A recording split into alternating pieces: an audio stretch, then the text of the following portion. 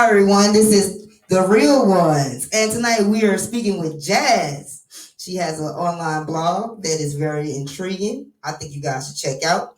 It is called The Art of Affection. Is that correct? That is correct. Yes. So, Okay. The introduction. okay. So, the Art of Affection is basically a blog about my recovery from toxic relationships. It's basically about how I'm getting control of my codependency issues, how I recovered from being a workaholic, and basically just trying to set myself free from taking care of other people so I can live my life the way that I want to for myself. So I did create this blog mostly because I needed like an outlet to talk about things that was going on in my life. Originally, I was not going to release this blog at all. It was just kind of like my own personal diary for a while, but I kind of noticed over time as I was writing things that a lot of people on social media or even people that I knew was going through a lot of the same situations as I was and having like the same personal problems. So I mulled it over for a while and then I decided that maybe I should release it in hopes that it would possibly help somebody to be able to see like the places where I struggle, the places where I win, and places where I start building my own type of boundaries. But most importantly, of anything when it comes to any type of recovery, is just to show an example that even though I was in these toxic relationships and I had these toxic situations, that there's still a life that I was able to live, and these type of situations didn't stop me from still pursuing to find love or to build my own community. Because I don't think a lot of people get that nowadays. We get the horror stories, but not what happens after the horror story. True. Basically, the light at the end of the tunnel. Right. You're letting people know that there is light at the end of the tunnel because that's kind of how I felt when I read your grief and I started really like getting off into your blog. I can relate to a lot of it. We talked on it. Abuse. I was also in an abusive relationship Mhm. where it was physical and also mental. Um, and I felt like there, even just recently coming into the year, I felt trapped in my own head. I couldn't escape. Um, so I know that you out here doing God's work because you touch me, the workaholic trying to basically the work to distract yourself Yes. from what's possibly, the negative, the bad. That's what I'm saying. Like I've been there and I felt there was no way out. Mhm. There was nobody to talk to. Right. Um, so I can only imagine how many people like your blog is going to touch and they feel comfortable to share their story with the next person that helped the next person because that's usually how it works. Right. I had somebody come along and they talk about they abuse as a child, how they was molested, and I was so touched by this lady that I told my story. I was like, that happened to me too. She was like, "What?" She didn't see it coming. So that's I'm telling you, that's just how it is. Like you didn't see me coming. I read that. I fell asleep reading your blog, and you don't know how many young. No, I'm just looking at as young women Hmm. who's probably in DV relationships right now, Right. and they have nowhere to turn, and they feel it like you know. So and that brings me to my next question. Hold on, my phone keeps dying. It says, when did you know that you was in a toxic relationship? So can you break down some of the signs? Because some people might not. Some people might think like, that grooming that we had as children. Oh, if he hit you, Yeah. he like you. Some people might, be confused. Can you break down some of those? Because I mean, when I was reading them, I was like, damn, damn, damn. To be Because some people might honest, not know. I think I realized that something was wrong is when I was crying more than I was laughing. I was way more consumed in trying to make this relationship stable and trying to manage this person that was out of control And when you're in relationships with somebody who is a very toxic person, they definitely do a really good job at convincing you that this type of turmoil and hardship is what everybody else goes through. And that if you get through it and you hold on Right. to it, like you're going to be better for it in the long run. But a part of me was just like, I know that relationships are hard because you're with a totally different person. You have different opinions, you have different points of views, you have a different way of how you want to live your life. And there's two people who are trying to figure out how to find a common ground. That's what's hard about a relationship. But I don't think a relationship was supposed to be difficult. I don't think that it's supposed to be feeling like you are literally running through the trenches with this person and it's a battlefield all the time.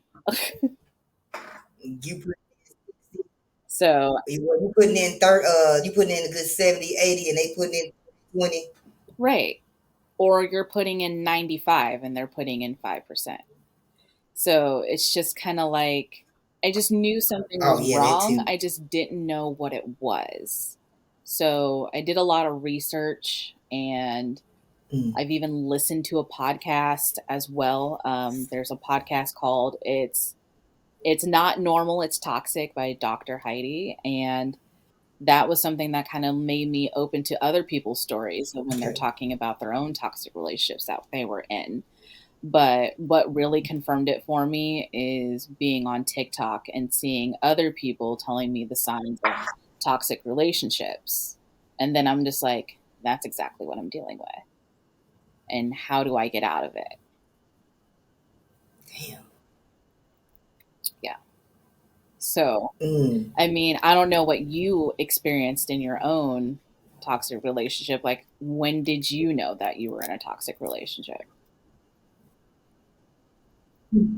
Uh, that's why I asked that question, because for me, um, I knew that I was in a toxic relationship when I was depressed. Hmm. I think it was too late. It was too late, and like you said, I was putting in 95%. Um, and yeah, the conditioning, the mind manipulation. Oh, like just relax. It's just for like you just stop being so emotional. You being so sensitive.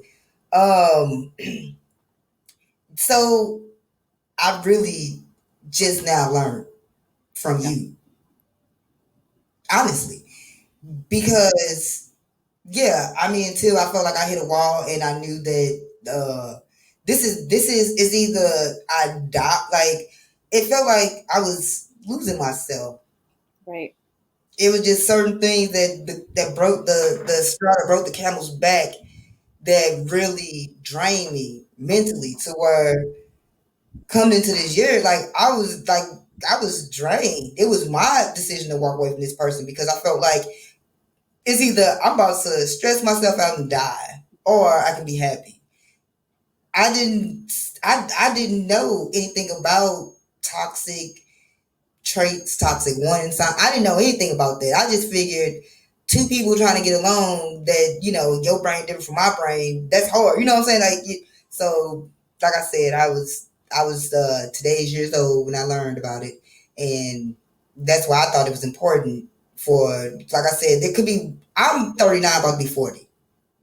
It's women younger than me, Right. that suffer all kind, the hands of, I'm talking the teenage girls that don't know the difference. And I was a grown woman. Hmm.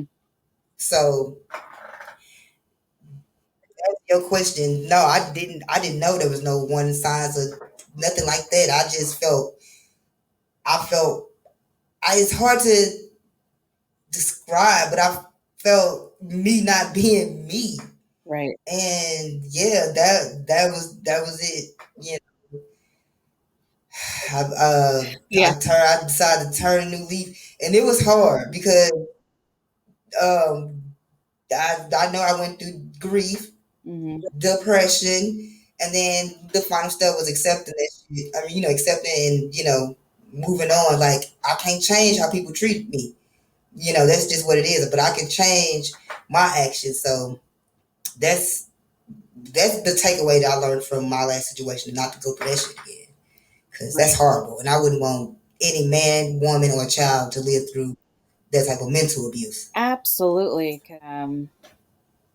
I had just a one situation that I had. I mean, I was Patterns can be, because I normally I sum it up as patterns. I never really thought of it being like, traits and stuff like that, but it can be cold as a mug, and now just realizing it. So I just want to thank you, because yeah, you taught exactly. me something. So, So I'm going to go ahead and play a little hand claps for you right now.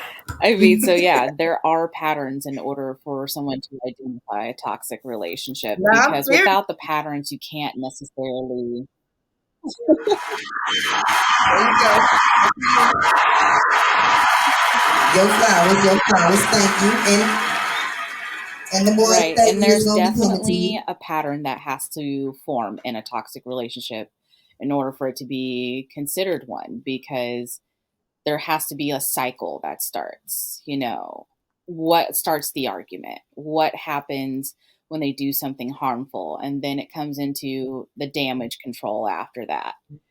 Like, oh, I'm going to say something that's super inflammatory type of statement that's going to piss you off to get a reaction out of you to Mm, start a fight. And then once we have argued enough to the whole subject down into the ground, mm, now I'm going to do the whole apology tour and doing the damage control. So then that way you're not as angry at me anymore. And then, you just go through the mm, phases of mm. everything. And I didn't recognize a pattern until later. And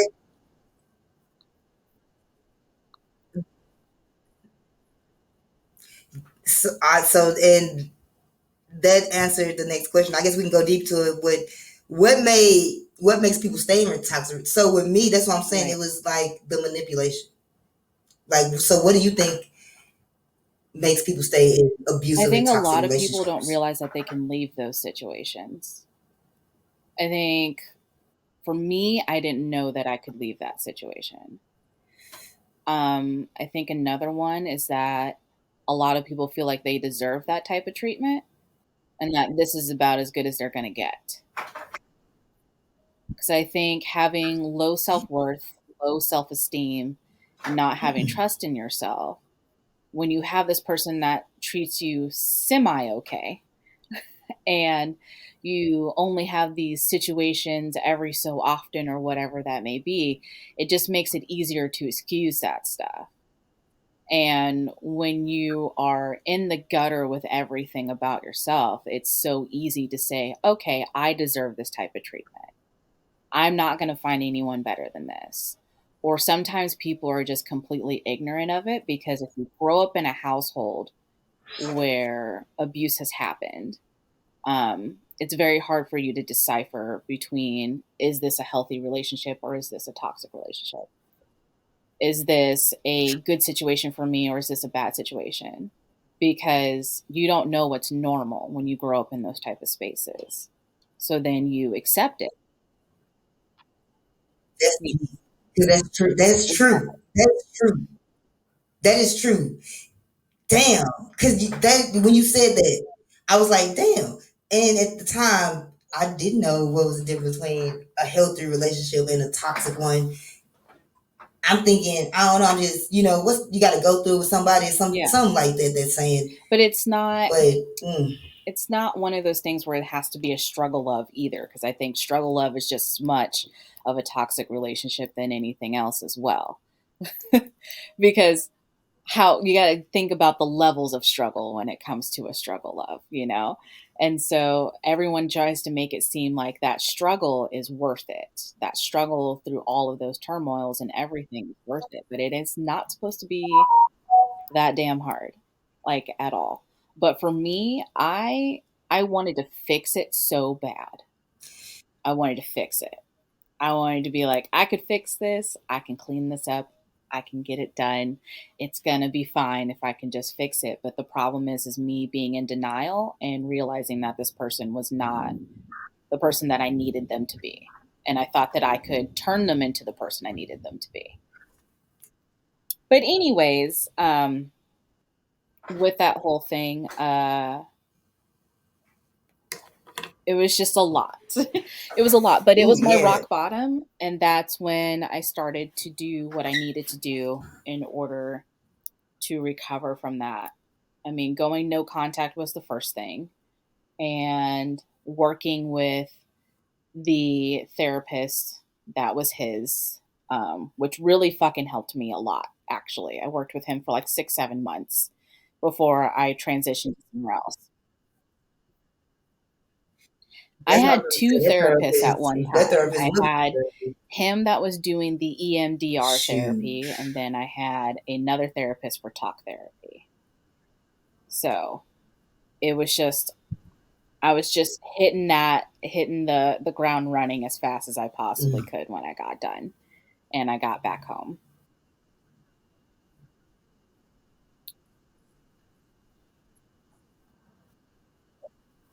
mm. So what does the ooh, excuse me, I can't get the words out right now, but what does the recovery process look like, and how did it start for you? Like, I know you touched on it based gently when you said Hmm. once you left him and you started seeing his therapist, Well, and I started because yeah, with, that I was see, already in therapy I know when I mine was with wasn't. him. I already had a therapist, but I started EMDR therapy, which is eye movement desensitization and reprocessing, where basically they throw the little fingers in front of your eyes and just talk about very traumatic experiences that Mm, you go through to help you reprocess those type of things. But then I also kept my relationships. original therapist for talk therapy. Now, I do not recommend people doing two therapists at the same time. Number one, it's expensive as crap. And number two, an overdrive of trying to process a lot of things in a very short amount of time. But I needed that talk therapist as things were happening. I didn't want Mm, to go through the traumatizing process of EMDR therapy and then turn around months later and have the talk therapy part of it to reprocess it. I wanted it all done at once. And that's just me deciding to heal and process it as quickly as possible and not taking my time. Um, but that's what I did. And I also joined a domestic violence support group online, and I did that as well. So I was in that domestic violence support group for a year, I think, for a full year.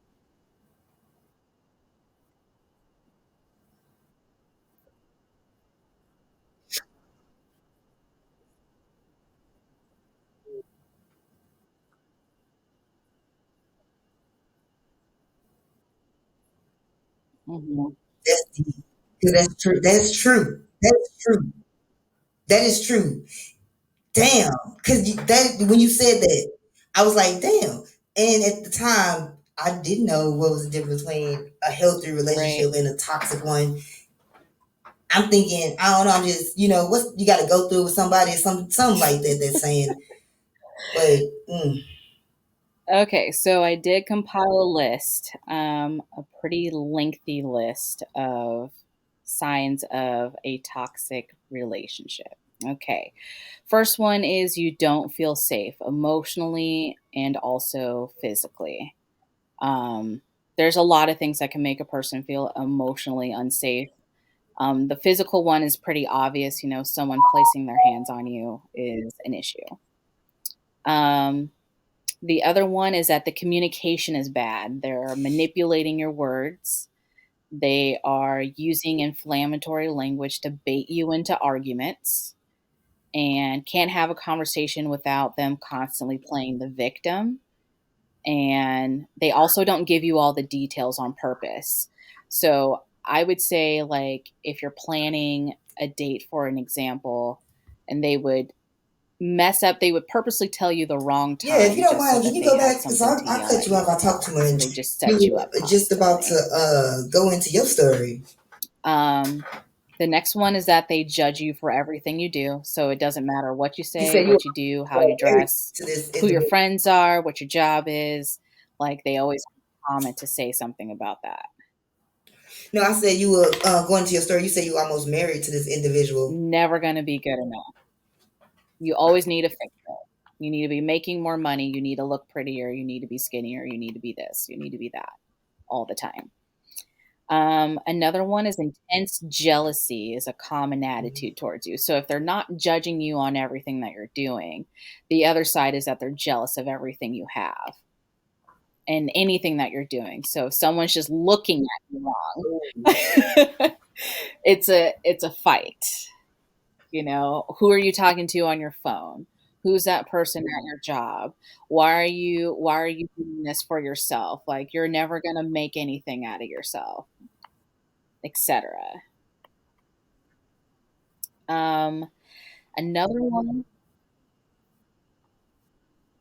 yes, exactly. So another one is using every point of vulnerability as ammunition and throws it back into your face.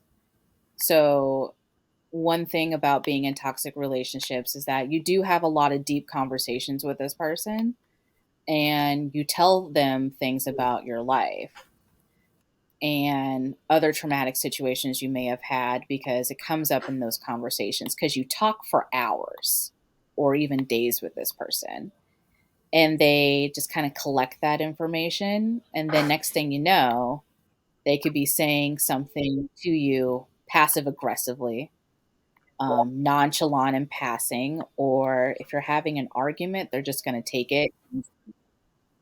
Yes, yes, exactly. I did. um I didn't make you feel sorry for him for 2 seconds. I felt a yeah, little sympathy for him for 2 seconds.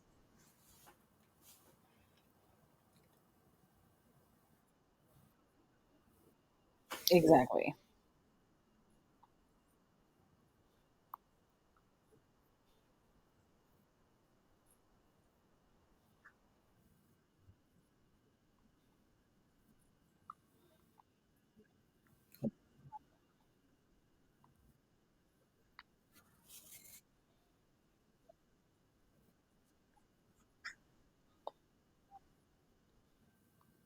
Hmm. Right. Right. Those are the true friends, the ones that stick by you when it's over. Those are the true friends because they know that you're just in a bad space and that eventually you're going to get out of it, but they're loving you from a distance, but they're still going to be there when you're ready to go. Those are the good friends. Um, Another one is you are belittled. Hmm. Yeah, those are your real friends. Yeah, those are your real friends. Those are the real people in your corner for sure. Um, Another one is you are belittled and ashamed, make you feel like you are less than, not as important, or make you feel stupid. That would be the other one. They never forgive you or show you any empathy towards you. So another thing I had with a lot of my relationships, I never really had anybody who would forgive me for anything that I did. It was always a grudge that just constantly built up and it became like a resentment. So that was a big problem in a lot of my relationships. Granted, I had toxic traits of my own, but when I really apologized and tried to do my best to make up for it, I mean, they would never let me live it down. It just constantly became an issue.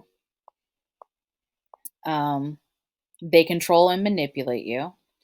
You have limited access to friends or family.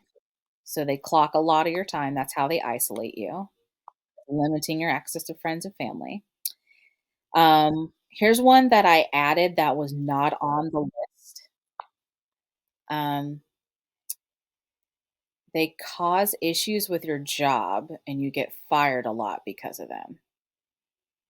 So I don't know about anybody else, but I know some people who every time they got a job, their partner would come into their job and start a lot of drama.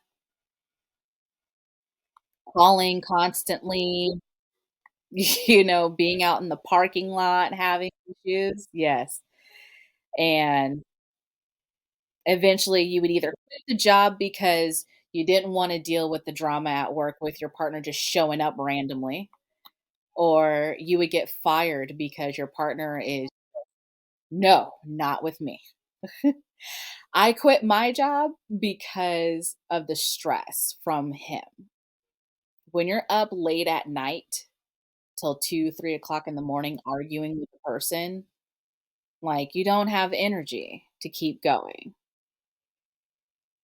But I do. Yeah, yes. Mhm.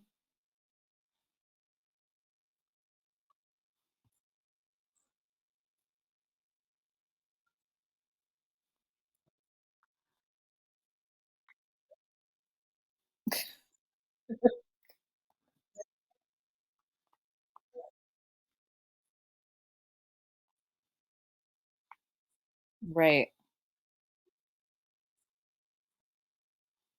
right. So that's being lucky in a situation. Right. Yes. Right. People are relieved when you don't come into work that one day because they don't have to deal with her. Um, Still getting the phone calls, yeah. Because as soon as that partner found out that possibly you're having some kind of relationship with somebody that you work with, like maybe a work bestie, like next thing you know, they're just popping up, being like, "Who you talking to? Who's that person over there?" And I remember having a guy friend way back. I remember having a guy friend way back in the day. He had a very toxic partner. And not only was she showing up to his job every day, like she was showing up to his job to fuck with his car every goddamn day. Every day. And he had a work vehicle. And so they ended up firing him because she was messing with the work vehicle and stuff like that. And he got fired from jobs frequently because of her. Frequently. Um, Mood swings that have. Mm-mm, no. Oh, yes, definitely. Yeah, yeah, definitely. I will tell you a story that I've heard about with somebody. Oh, yeah, for sure. Um, I I met this woman in my support group, and she went out on a date with a guy. Just one date. She met a guy on the apps or something. They talked for like a couple of weeks. They went out on one date. She says she felt he was kind of something about him made her uncomfortable. She just didn't like the vibe, whatever it was. Yeah, a little creepy. So she decided that she wasn't going to see him again. And first it started with a whole bunch of phone calls, and he didn't understand why she didn't want to see him anymore. And eventually it turned into him stalking her at work, then stalking her at home. And then it turned into a lot for her. So basically what happened is that over the course of 3 years, this man has stalked her. Yes, 3 years. She has moved to 3 different states. Um, and not only that, but he started suing her. So he tries to take her to small claims court or whatever that may be, trying to say that she um, ordered some kind of supplies from his business and never paid him. And so whenever he can't see her or he can't get a hold of her, he'll just sue her. He's been suing her for 3 years, forcing her to come to court just so he can see her. Yeah, that's how he finds her. That's how he finds her. All from just having one date with craziness. Next one. Yes, it does. I mean, I'm not trying to laugh to be like, "Oh, it's super funny." It's not funny. It's not funny at all. It's it I mean, that's the only thing that you can do at that point. Another one is mood swings that have explosive effects and consequences. So, yeah, having mood swing. Like one moment they're happy, and the next moment they're off flying off the handle, and it has some type of consequence, whatever that consequence may be. Um, yeah. Constant cheating and disrespect. So even though that you yeah, constant cheating and disrespect, and not even caring that you know about it, like, they just keep doing it. And I've seen people just beg their partners to stop cheating on them, and that's definitely a toxic trait for sure. Financial restrictions are next. So another thing that people don't realize that abusive relationships or even toxic relationships can have financial restrictions where a person will literally um, either constantly quit a job and make you pay all the bills, or they can withhold financial funds if you are needing medications. I had a friend in my past who is a type 2 diabetic who needed injectable stuff for her health, and her husband used to yeah, the insulin, he used to, refuse to pay for it, and she needed insulin in order to live, like, without it, she would die.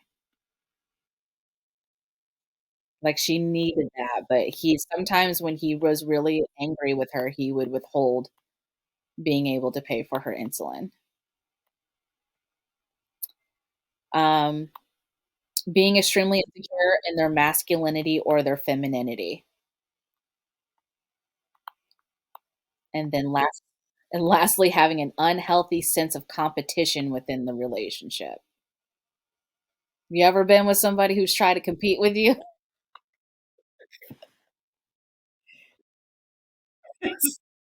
You're like, "Why is this person trying to do this with me?"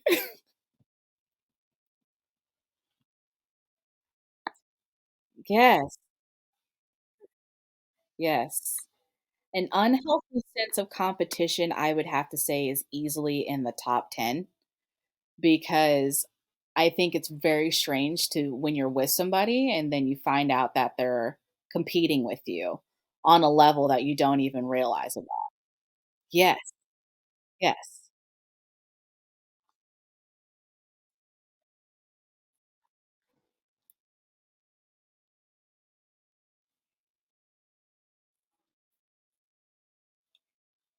Right. I've been in one. Mhm.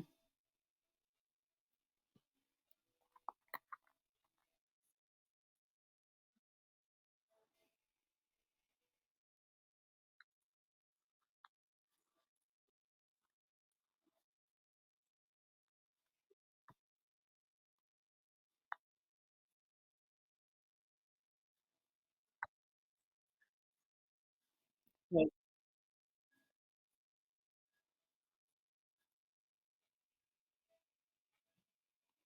I feel that.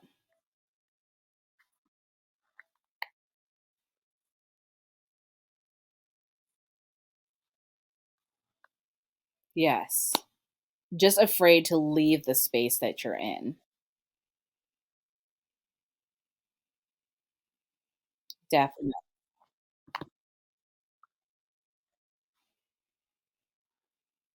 Right, and I think, I definitely been in a relationship where somebody had an unhealthy sense of competition with me. It would just be one of those things where I was doing something for myself, but then they had to one up me. And I hated that so much. Yeah, that would be like It'd be like you having a podcast and they're like, "Well, I'm gonna have a podcast too, but my podcast is gonna be about this."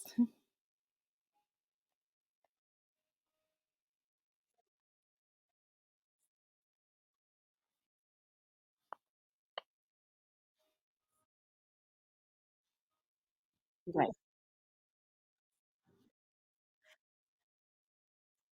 Mhm.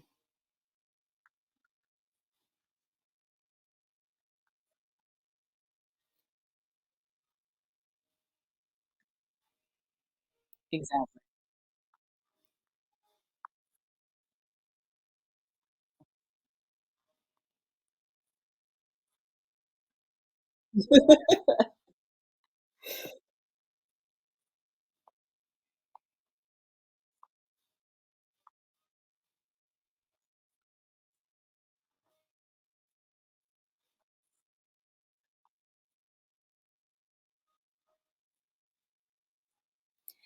I think what's, like, a thing I've seen a lot in some places and with some relationships, actually, I've seen some situations where people find out that their partners are extremely jealous of them, and they'll start competing with them to just feel like they're on top. They're just trying to knock them out of the spotlight just so that they can be the one with all the attention on it, and it's just insane.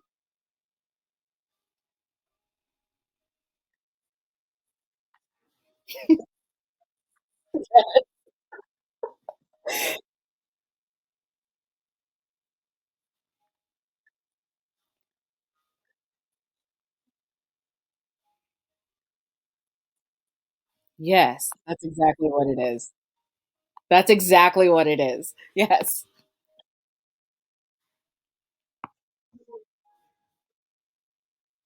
Mhm.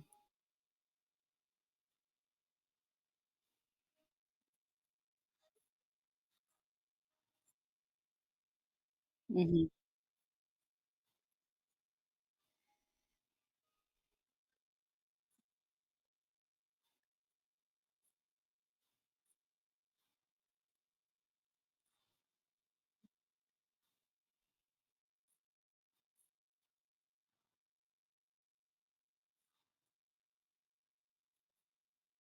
Right.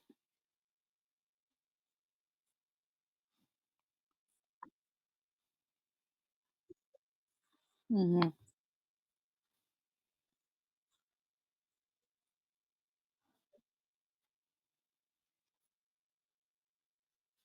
Right.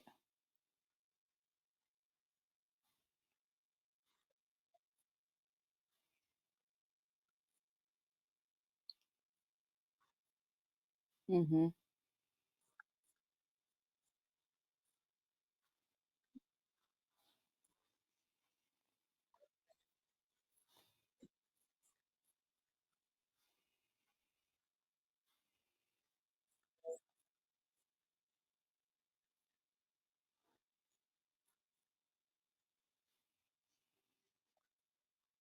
Yeah.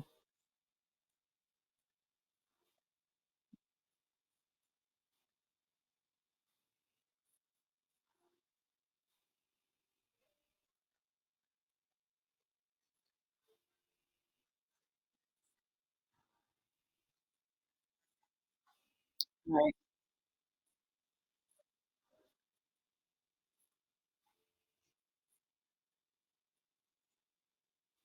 Mhm.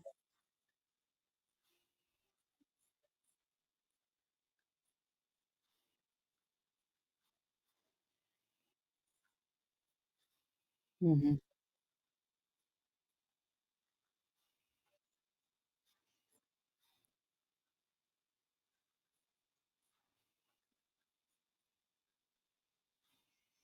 And the only thing I would also have to say is, like, we don't have to hit rock bottom in order to make those changes.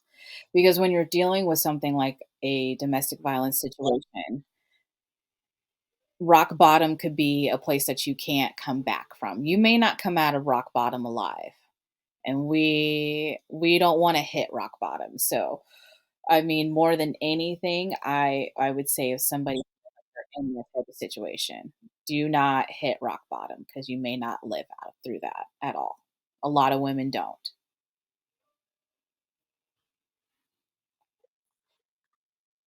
It is.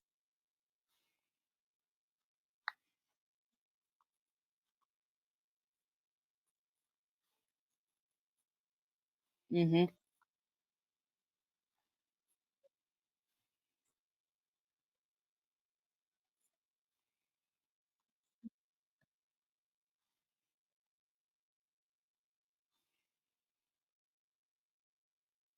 Mhm.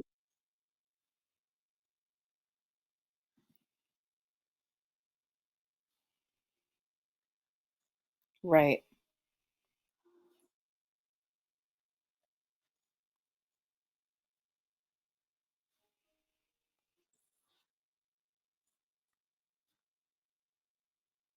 right. Exactly.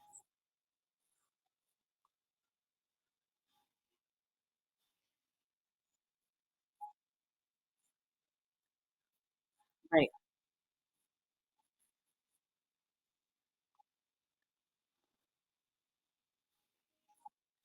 Yes, I mean, I would say that a lot because even in the grand scheme of everything, I'm not the victim 100% because I definitely have done toxic things to toxic people. Sometimes, the toxic person in my toxic relationships was me. Was me. It was me. Sometimes it was me, but in the end of the day, I said, "Sometimes in my toxic relationships, the toxic person was me."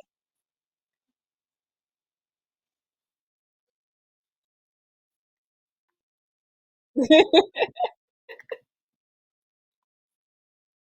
wasn't the victim the entire time. Yeah,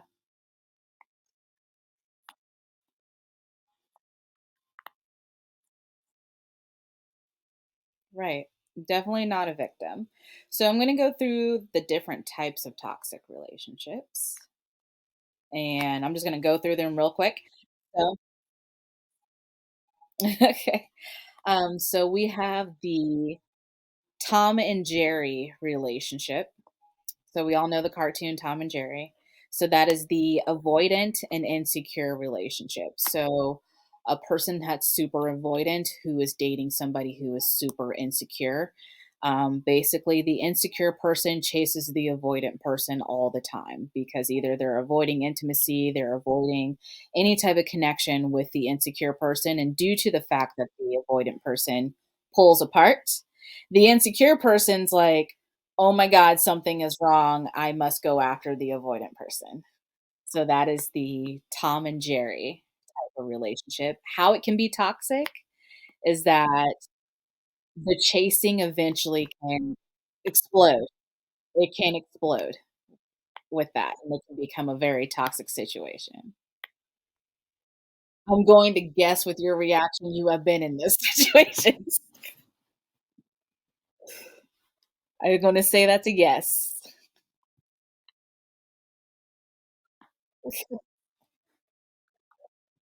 Yes. All right, we have the roller coaster, which is what I was in with my ex-fiance, which I have been in with quite a few people. It is a lot of emotional highs and a lot of emotional lows. Doing something harmful, then turning around doing damage control. If that doesn't work, they result to huge traumatic events to make you forgive them. So faking a sickness, faking a suicide, faking a car accident, things of that nature to cause great alarm and to gain sympathy from you. So that will take away whatever you were mad at them about. You're too concerned about their state of whatever the fuck is going on with them. So, yes, that's the roller coaster. The next one is the star. It is. All of this it could be with narcissistic people, maybe. Um, the next one is the star and the servant. The star wants the servant to look up to them and cater to them in order to help with their success, while the servant is just fine, depending on the limelight to feel good about themselves. So they are spending all their time and energy to make this person successful, but the only thing that they get is being able to be seen with them and gaining the popularity of being with them. So that's a toxic relationship. Don't we all? Don't we all? Don't we all? Um, yeah, nothing at all. Maybe a nod, maybe a thank you so much for helping me for this, but nothing else. Like you get nothing from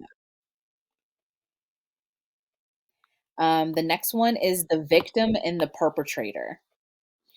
Person is always playing the victim and accusing you of being the one causing the harm, making you feel guilty for any action or behavior they deem as offensive. So you're the reason why I feel this way. You're the reason why this is happening. You're being mean to me.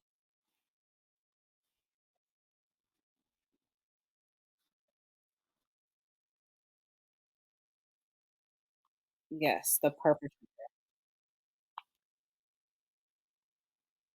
Yes.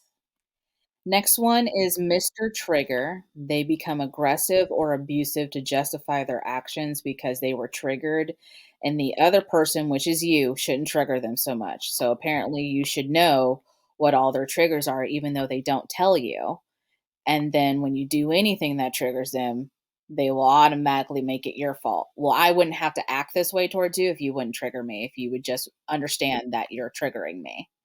So this is how I acted. Yeah. More than more than anything, we have our own toxic traits as well. It's what I meant by I wasn't the victim in all those situations. I had toxic traits as well.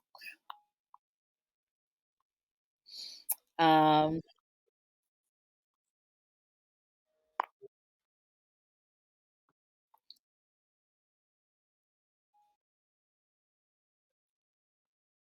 misowner misowner is that they claim their partners as property, gets jealous when their partner does anything outside of them, super insecure people. So you can't have a life without including this person in everything you do. Every hobby, every friendship you make, almost every job you have, like you have to have this person with you. It's a very codependent relationship. They depend on you to create a life for them. So you are their property.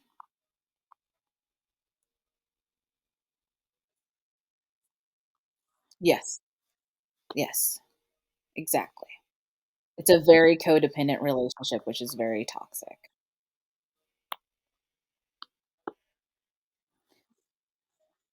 So out of this list, we at least identified a trigger for you.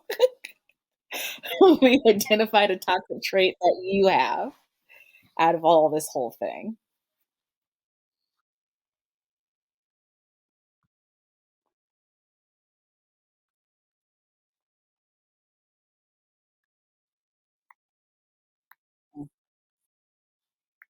Yeah.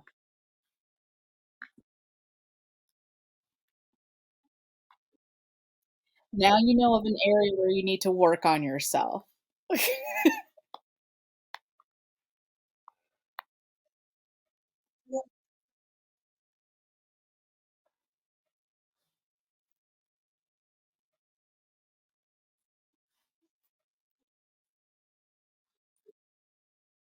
Yeah, yeah.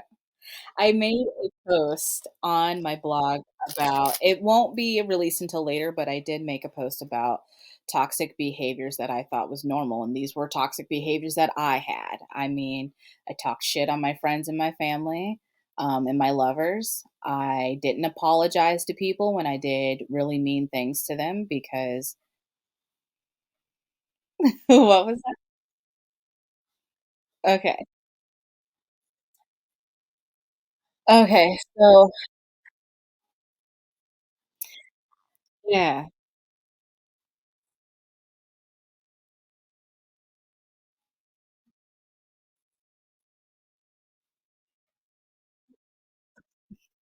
Exactly.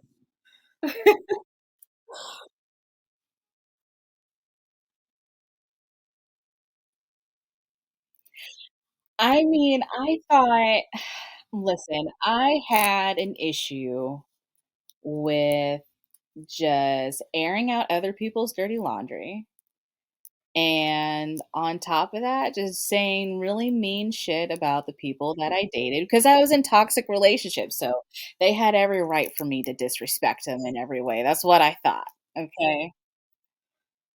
Be like, "I wouldn't have to talk shit about you if you weren't so terrible to me."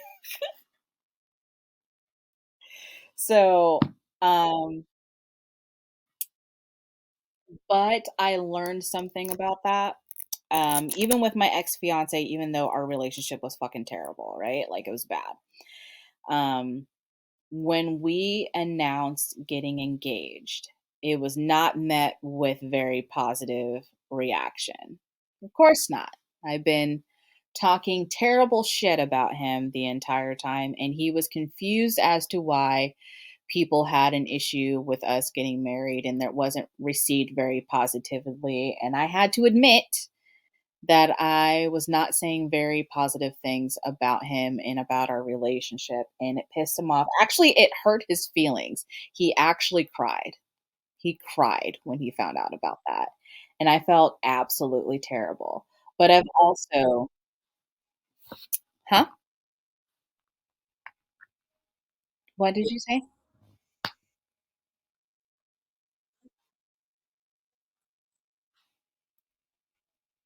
Yeah. Yeah. Yeah,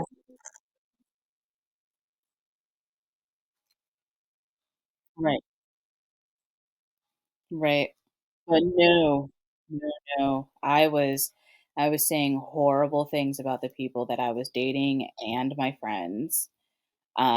It was a behavior that I witnessed from my own parents. I mean, they did the same thing to each other.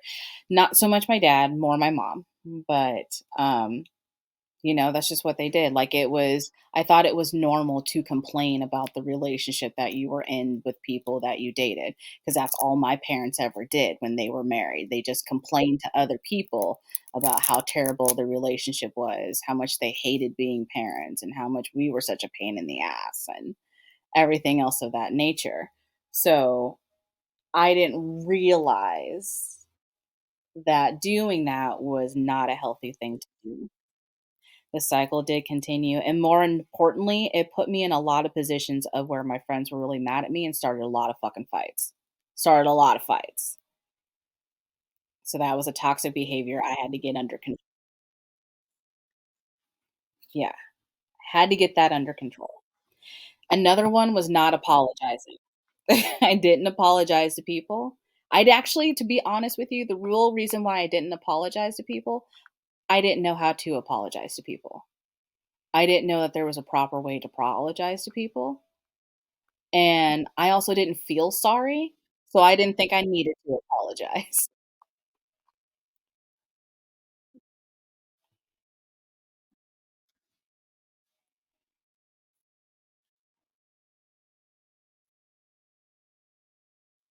Right, but that's not how apologies work.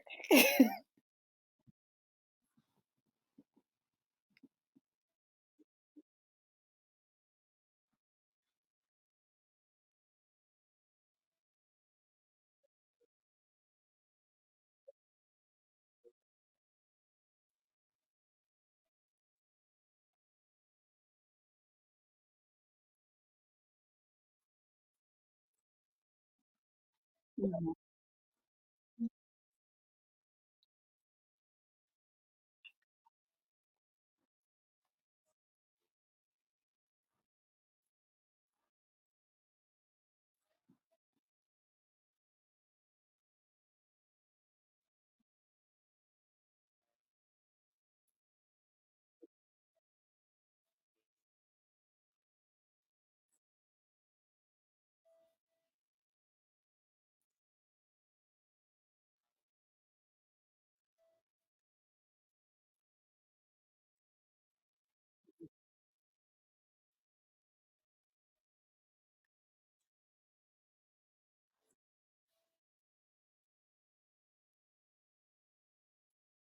Right.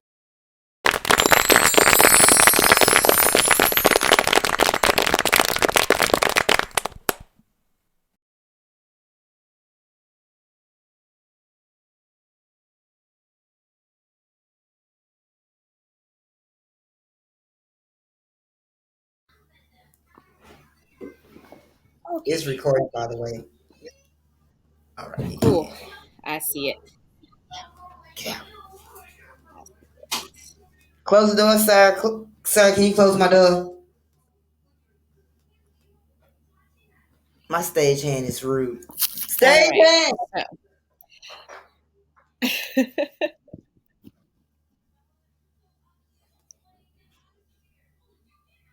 Close the door. You know what? Okay, fine, whatever. I'm just throw something at him when he comes in.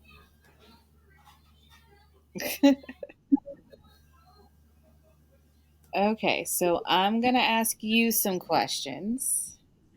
Dun, dun, And dun, dun, dun, dun, dun, dun. Okay. okay. So, with the types of toxic relationships, we can review them if you need a reminder. Which one of those toxic relationships, or multiple, which type of toxic relationships have you dealt with before? Uh, let's see. Pull up the list. Um, the roller coaster, of course. The Okay. I call it a cat and mouse. The Tom and Jerry. Um, Mm-hmm. the victim and a predator. I've been a predator. Okay. Uh, and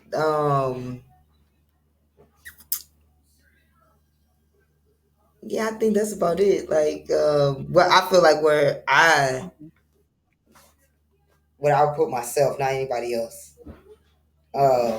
My toxic traits where I can see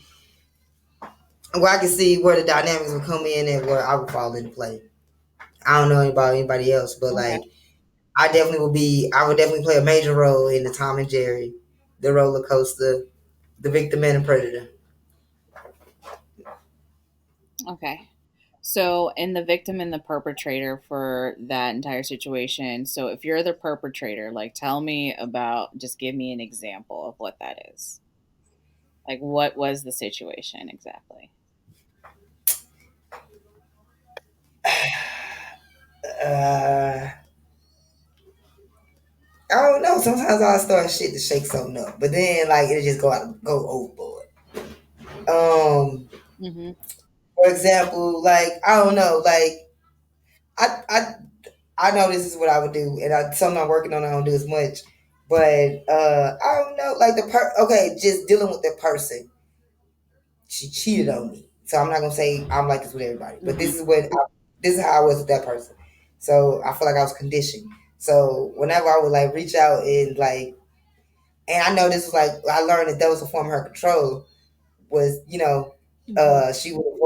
she would avoid me, and then if she would reach out, like I would just you know I'm like, what the fuck you been? Like I instantly, nah, I try to be all calm, and then she'd be like, oh, I was to the show, and I'm like, you motherfucking lying. Like I don't know, I was started.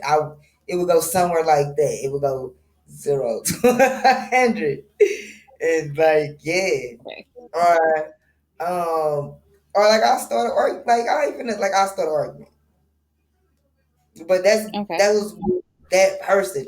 Like I would say something. Um, I'm trying to think of our last fight. One fight we had, I said something and she was like, "I hit you with a bottle." Like yeah, like it was the escalate. So I don't know what I said. Oh, I know what I said. I was like, I'll pull over and leave your ass on the side of the road, some shit like that. Mm-hmm. Yeah, and like, Man, do but you know how many times I've done that one? Just like kick man, them out of my car. You know how many times I've done that one? this one wasn't having it. That's That's why she was terrible. like, this bottle, I ain't getting out. I was like, what the fuck? Then it was crazy. Shit, I pulled over and was like, we gonna see about all this. Yeah, but Okay. All right. And oh, hey, then in the Okay, so in the signs of toxic relationships, like what are the some of the signs of toxic relationships that stood out the most to you? Um, oh my goodness. Uh, some of them I thought was kind of normal. I don't even. Well, the Which judgment ones for did for you think was normal? Which oh ones okay. did you think were normal? Um, mood swing, mood swings. I thought Hmm. that was normal. I thought that was normal to have crazy ass mood swings because I just be like, The mood swings that have explosive effects and consequences is normal? uh, I mean, we all have mood swings, which that is a normal thing to have a mood swing, but not a mood swing to the point where it has an explosive effect and a consequence with it. it would lead to that because that's what I'm saying. Sometimes I'll be the gasoline, she be the fire, and I be. Yeah. So that's what I'm saying. Like I thought it was because one thing lead to another.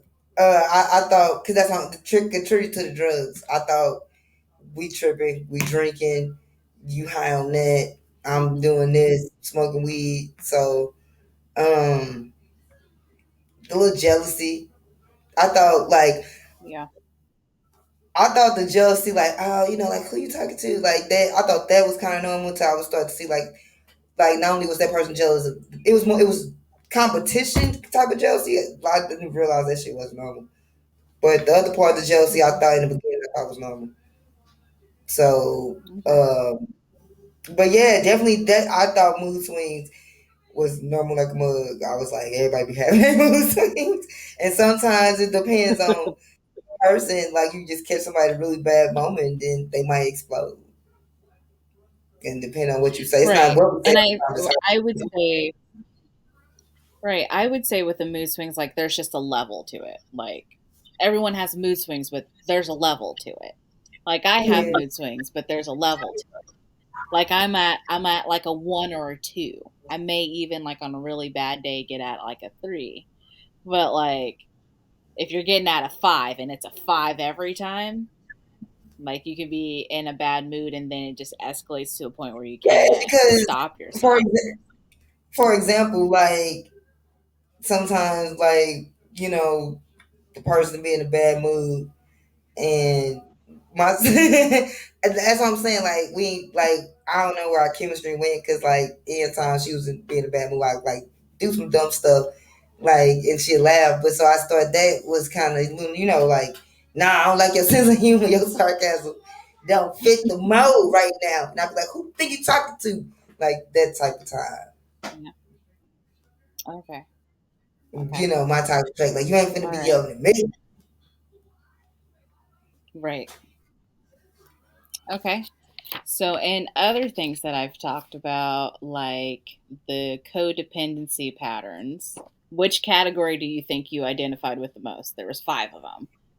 As a Oh man, review, we have I remember. I'm saying you were I'm feeling a some type Spencer of way. You Hall. were kind of squirming over there. You Look. were I'm a Spencer squirming over Hall. there. If I'm being honest, I'm gonna have to say what I think it is. I call it the superhero martyr mentality. I guess you say the caretaker. That's How the you one think probably you're got the superior most. of others? No, the Okay. caretaker. I said the super. I call it the superhero martyr mentality. Yeah. Uh, But I do got to sprinkle all of them in there. And yeah, a piece of me do think I'm superior to others, but there's the reality come in like, nah, you're not, because you bleed the same blood. Like, don't get that shit twisted. You can think that it's good to have confidence, but don't really feel that type of, you know. Right. I mean, even in the grand scheme of my caretaking, like that's what made me feel really good though. I have a purpose. I have, I know what my role is in this relationship with this person. And so if I didn't know what my role was in a relationship with a person, I would become disinterested in them. See, it's I the would be person. turned off by them. I didn't want to be involved in them because I wanted to be I wanted a position that I played, that I understood. I understand that, but see, it's not just a person, and I don't know, because that's why my mentality, I think, veers my because shit. How do I put this? I'm Batman. Yeah, I'm the vigilante. Yeah, like you, I don't know. I'm the type of person, like, if I'm walking down the street and I'm seeing somebody get their ass beat, like, I'm like, hey, like, shit, I'm gonna break that shit. I'm getting that shit. Like, that shit is gonna Yeah, cease and desist immediately. Like, cause right. that I don't know. I just have that type of energy, and that's why I'm I the get it. martyr. And And right. Yeah, that makes a lot of sense. I made a post in my blog. It's actually called The Blanket of Denial. And this is where I used to be a vigilante for a portion of my life. But if I knew somebody was being wronged by another person, if I knew a situation was not a good situation, I was the cavalry. I came in and I would rip people out of situations that they were in. I would, rip the blanket of denial off of them so that way we can deal with the situation that was happening, because I didn't want to deal with hearing them complain about it anymore. I wanted to fix every single problem. Like, I'm ripping off the rose colored glasses and I'm stomping on them. Like, basically, basically, like, let me handle this shit. And but the issue was, like, at the end of it, even though if I did all that vigilante stuff and everything like that, like, that person would just go back to creating the same type of chaos. And I always felt responsible for them every time. and I would you get pissed neglect off. yourself. I still do that, but I just learn balance. Cause Right. it's just in me. Like, if I see somebody, just to help them, chain love. That's my motto, chain love. But Hmm. I had to learn balance in that, because within that, helping somebody, like, I neglected myself within that. So it's Right. I don't know. I learned a smooth balance, and anything that throws me off that balance, I don't know. I can't get G with that shit. I can't get G with this shit. I can't either. I think one of my biggest problems in the past, reflecting on a lot of those relationships, is that I was too understanding and too compassionate about people's situations. And what it really comes down to is, like, can I care and have empathy for somebody's situation? Definitely. Can I help a person? Yes, but there has to be a limit to that. And what Mhm. I was not doing is that I was just being like, oh, let me just take care of it for you. But in the Right. grand scheme of that whole dynamic, I'm trying to fix this problem, get rid of their issues so they can be the person I need them to be for me. Because this other thing is causing the distraction. This other thing is Damn. causing our You relationship need to them be to be the affected. person for. So I need to remove the problem so we can have the relationship I need. Damn, I never thought So of it that's that what it way. came to. Yeah. Because if you think about it, when people are unavailable, because that's like one of my biggest things, not being able to identify people who are unavailable. When somebody's unavailable, whether that's physically or emotionally, I am determined to remove the thing that makes them unavailable so they can be available to me. Damn, what if that's another Maybe you're person? working too much. Yeah. Maybe you're working too much. Maybe you're not taking care of your mental health. Maybe you're not doing this. Maybe you're not doing that. This thing is preventing us from being able to have the relationship that I need in order to feel emotionally safe and supported and secure in Mm. this. But when you're unavailable, like, all I do is obsess about this thing that is causing us to not have this relationship. And I want to fix it. And I'm going to fix it against their own will, okay? Like, Damn, they don't get a choice. you don't They get to don't get say a it. choice. I'm going to fix it even though they don't want me to. Damn. Okay. I guess that's why they be like, all right, I'm gonna just take a seat back. Yeah. But in the grand scheme of that, what's the worst part about it is if sometimes you can get connected with somebody who's totally fine with that. They want somebody else to manage their whole life for them because at the end of the day, when something goes terribly wrong, they can blame They can you blame for you. the outcome. Ha, Yeah, damn. they can blame you. Hmm. Yeah, they make you responsible for it. If it doesn't work out, it's your fault. I mean, in reality, that it's kind of true. That's Yeah. sick, though. Yeah, it's a horrible place to be because they're too lazy to manage their own life, but they want somebody else to do it. And so then that way, when their life is in shambles or something goes wrong, then they can sit there and they have a person to blame it on. They can't blame themselves because they're not the ones who made the decision. They're Look, not the ones I'm a who sprinkle of applied all. the action. I'm being honest. I'm gonna But have to they can say yell what at I you think it though is. because you're the one who I did call it. it the superhero martyr So mentality. yeah, I guess you say the caretaker. it is. It's a terrible place to be. That's the one Terrible probably place. got the most. No, the caretaker. I But said the super. I call it the superhero martyr what can mentality. you say after that? You can't say Uh, anything. But yeah, but I do got that's just sprinkle all like of them in just there, a little and glimpse, yeah, a piece of me do think I'm superior to others, but just a little there the glimpse. reality But come in in like, my nah, blog, you're I not, talk because you about believe all something. kinds of But like, stories and don't get that shit situations that I've had twisted. with people. You can think that it's Um, good to have confidence, I but don't recently really released a feel blog a couple weeks that ago type of, you about know. uh, seeing my ex best friend that I haven't talked or seen in 10 years. Her grandmother died. We had a terrible falling out. We had a terrible friendship. It was unbelievably catastrophic. And we See, had and to that's meet the face to person. face after 10 years. And not only that, but she did not know that I was still in contact with her grandmother after we stopped being friends. And so when her grandmother died and I I found out understand about it, that, you know, but good old Facebook, see, I was it's still not just a friends with person, her and aunt I don't know, on because that's Facebook why as well that my I also mentality, kept up with. And I think, I was veers hoping that my we could reconcile because and, like, you shit. know, How do I break put this? I'm bread, Batman. just be like, you Yeah, know, this I'm the friendship wasn't that vigilante. great. We're adults now. It's Yeah, been like you, years. I don't know. I'm the type of But person, like, if that's I'm not walking how down it the ended at street and all. I'm seeing somebody with the ass beat, like, It's I'm not like, how it hey, you know, ended like, at all. shit, I'm gonna It break was that shit. I'm gonna get that actually, shit. she's still the Like same person, that shit still is the gonna same cease horrible and person she was desist that I left 10 years ago. immediately.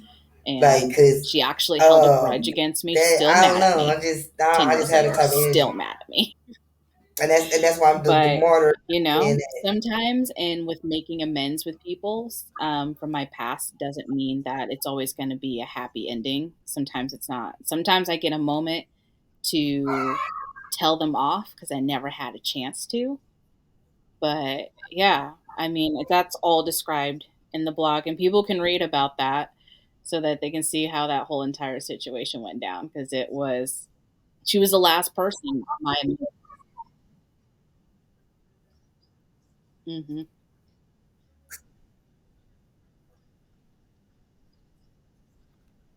yeah,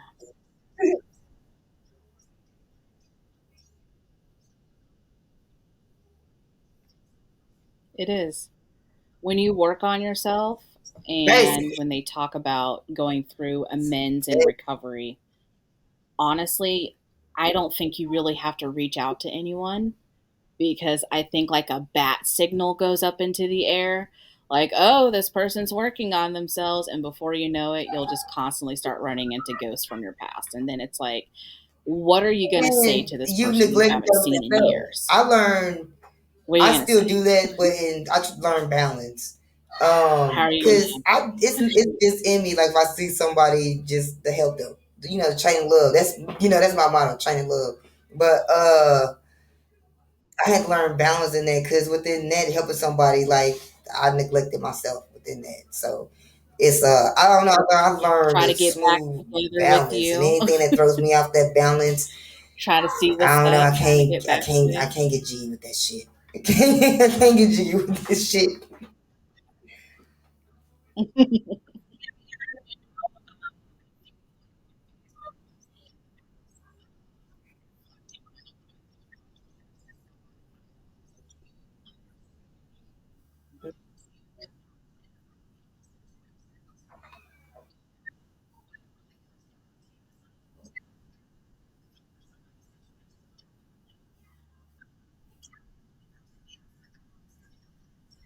Mhm.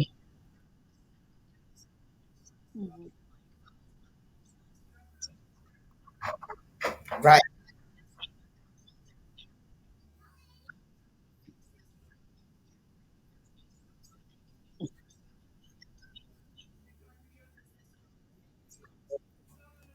I Oh. mean, I remember having a friendship with somebody, and I had to end that friendship because here's the deal.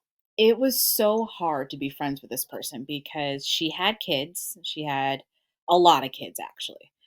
She had 4 kids by 4 different men, but her newest boyfriend was a guy who was an ex-con, and he has a pretty extensive rap sheet, but pretty extensive rap sheet.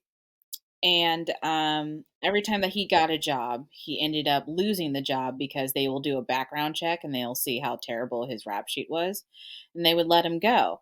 But yeah, because he's a felon, hardcore felon. And I drew the line. Right. Yeah.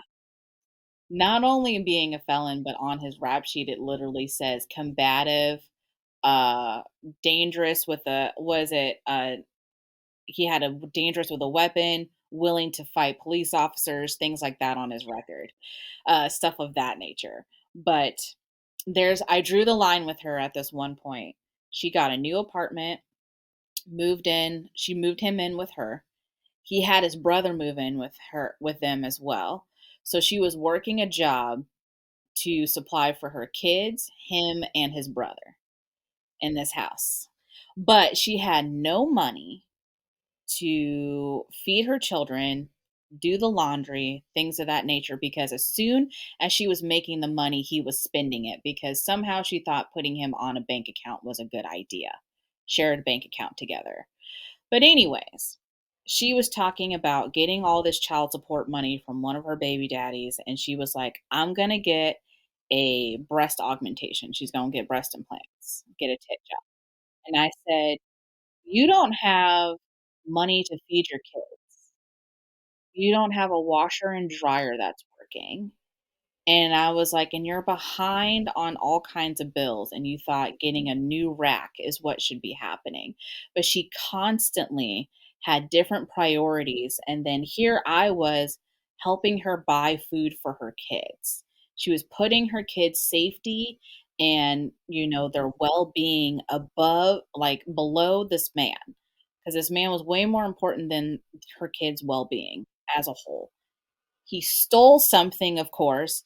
He stole like a $5,000 projector screen, something like that, so he can watch TV. She proposed to him, and I just said, "Listen, I cannot be friends with somebody who puts the well-being of their children and her happiness, like the well-being of her children, in danger, and her happiness is more important than taking care of what actually needs to be done." Which is are the little human beings that you have. And I was like, "And you're willing to go to jail for this guy who's stealing shit and bringing it into your apartment."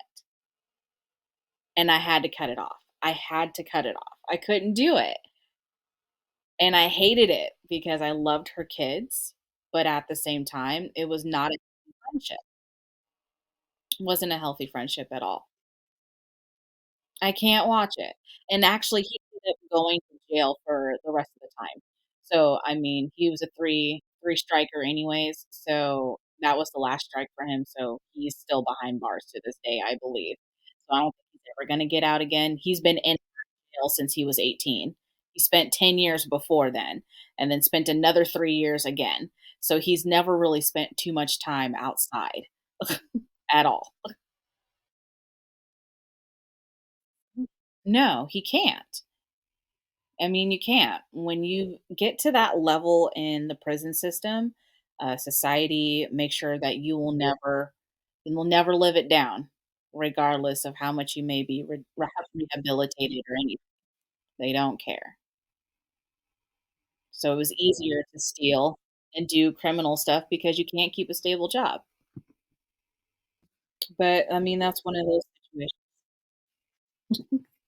Yeah, it was fucked. But I had a lot of fucked up friendships. So that was one that I'll never forget though, because that was a lot to deal with her.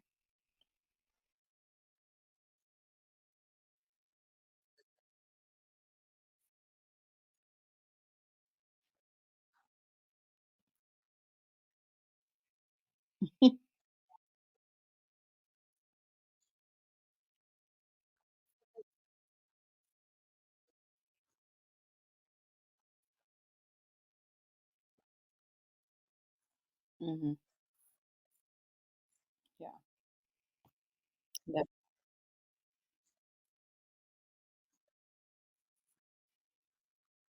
Mm.